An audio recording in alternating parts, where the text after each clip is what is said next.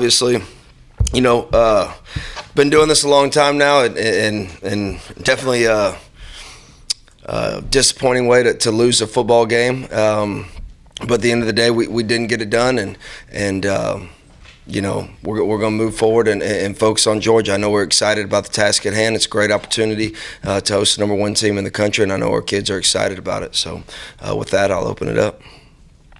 Blake, when you look back at Saturday, what was the difference between the opening drive and the rest of the game? Tackling. There was a couple opportunities. Again, for whatever reason, and that's something that we've looked hard at this week. Our opening drive and our tackling has not been good. I thought the running back did a good job moving their feet. We had them on the 3rd and long on the scramble. Missed 2 tackles on that play that would have got us off the field. I believe that presented a 4th and 1 that they were able to get. So the bottom line was we have not started fast, in my opinion, from just tackling, knocking guys' legs out from under them and getting them on the ground. Is there something you said to them specifically, Coach, after that second touchdown? Early on, let's get away from us. What did you tell them? Yeah, I told them it's kind of, it was almost like deja vu of the Kansas State game a little bit, where we gave up a long drive. We had a turnover on offense and got back on a short field. The thing I told them is everything that they have done is correctable. It's not a schematic issue. We're not out of place. We just have to tackle better.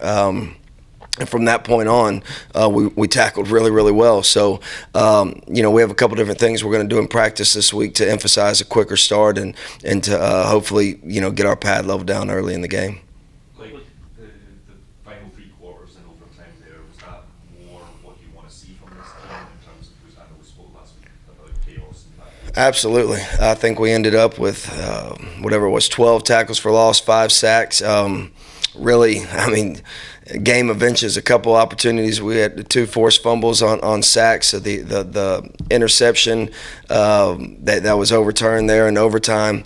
I was really, really proud of the way our guys competed. But that's exactly what we talked about, and that's what this defense is built on, being able to get teams behind the chains and then creating turnovers whenever, force them into a mistake. So was very, very happy to see that happen on Saturday.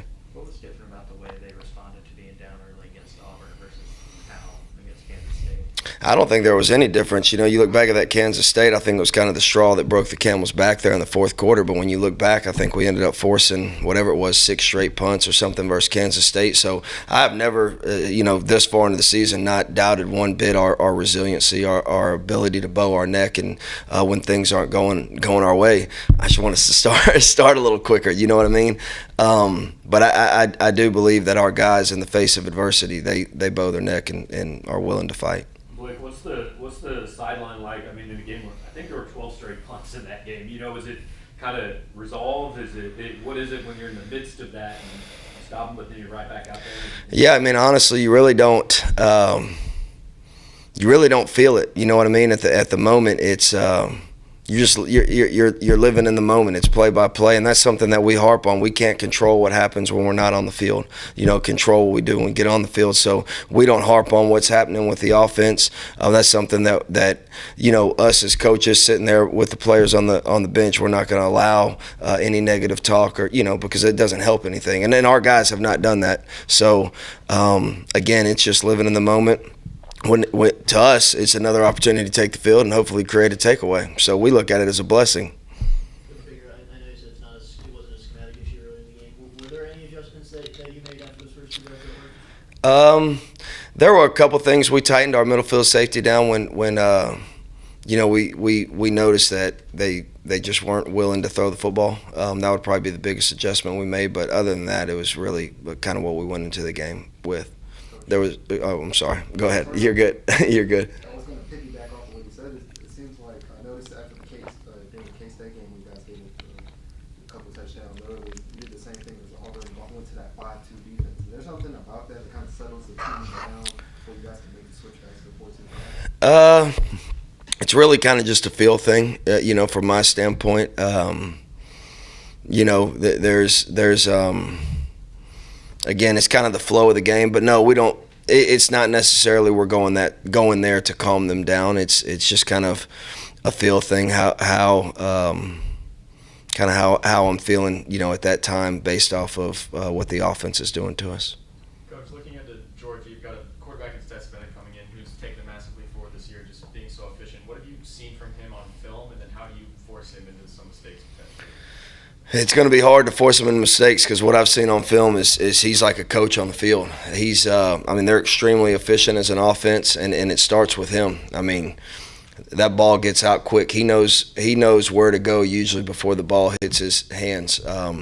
So you see the ball get out quick. You see him make really good decisions. And when something is, his first read is taken away, he's able to progress and get through his reads. And if then all his reads are covered, he's got ability to extend plays with his legs. So I think he's a phenomenal quarterback. And I think the biggest thing when you study this offense is their efficiency.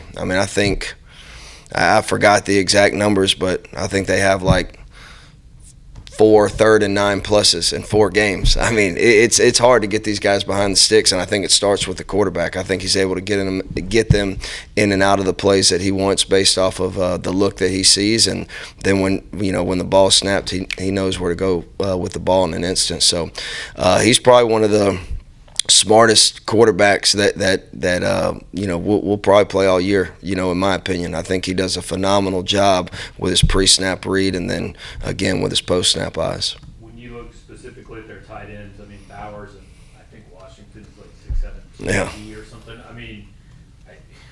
What kind of a unique challenge are those guys, and what can a defense what's the best defensive plan against guys like that?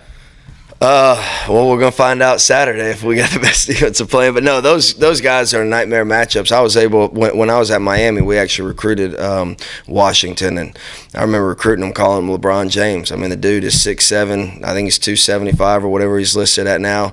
He is a nightmare matchup. And then obviously Bowers, the way they utilize him, split him out at receiver. He'll play traditional tight end where he's very physical at the point of attack. They obviously get him the ball on speed sweeps. They utilize both those guys in a lot of different ways that makes it tough on a defense. Have you seen other teams use a guy with that size on the sweeps and the running plays? The Kansas City Chiefs, but not in college. No, it's impressive what that young man could do.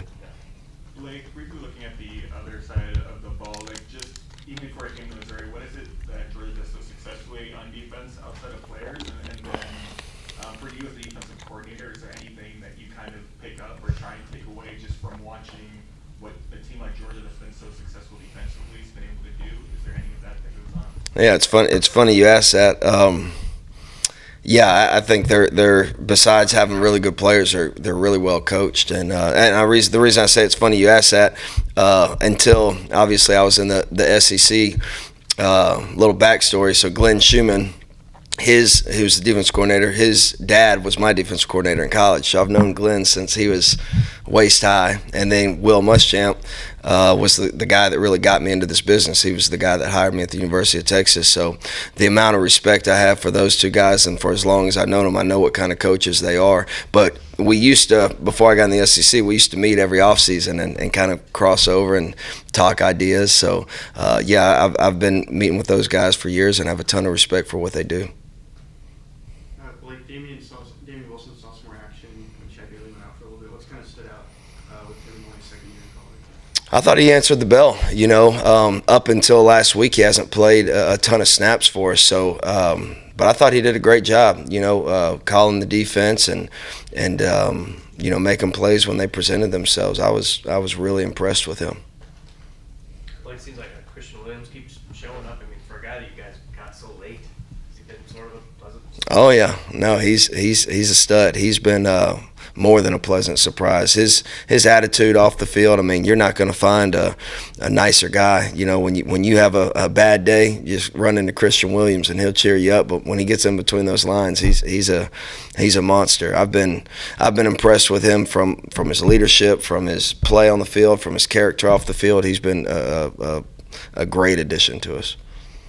Coach, the defense over these 4 games, they've been improving. Obviously, the K-State game was kind of a blur, but even in that third quarter, you guys really stepped up. Is this defense kind of ahead of schedule where you thought they would be before?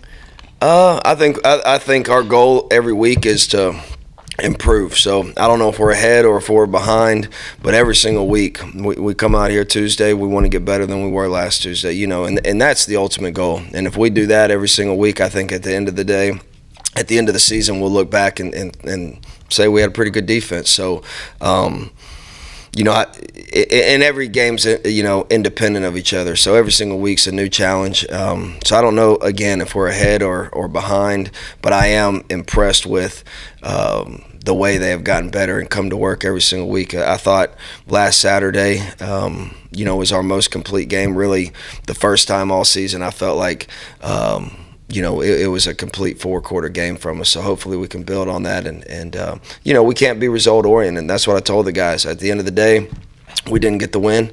There's no moral victories. But, again, all we can do is control. We can control and work at getting better every single day. We take the field, practice with a purpose.